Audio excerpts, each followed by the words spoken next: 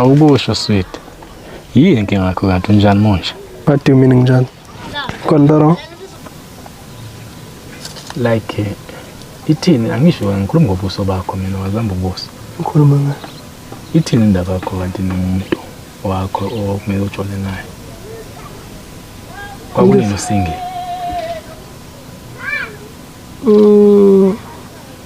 Relaxing. Hayi man ungayikhuluma indaba yamasingleki. It's been 6 months or 7 months. Sesikhathi usubone angibali nokubala mina. Ungixakile. Ithini indaba yakho? 7 months.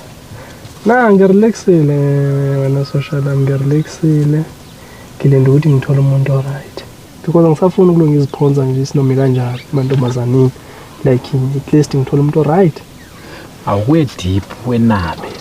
Umuntu onjani mothi umuntu alright? Funa umuntu onabantwana abawu-3. 3 abafatherless. Abanama-time ahlukene angondle.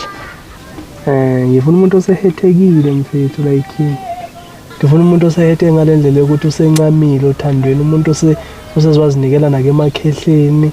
What no? Ngona amakhehle because awahethani, umnikeza into ka1, ukunikeza imali, kwazi wondla abantu abami bla bla bla. Ngifuna umuntu osesuka yi-lesbian mfethu. Osehete ngale ndlela ukuthi hayi abafana ngisabafuni ngona amantombazana nawo amhetha futhi wayeka.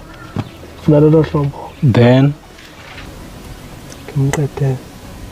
Avela mebe inhliziyo hamba uphumule. Sesafari ina emhlabeni. Awuphumule.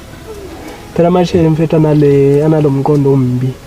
Lo reject abantu aba-right bona besazibona abantu. Hayi awusiyi type yami, mina type yami so. Mase beshayekile sebefuna ukusettlisha manje. Uthola manje mhlawumbe uyakwa-rejecta wena.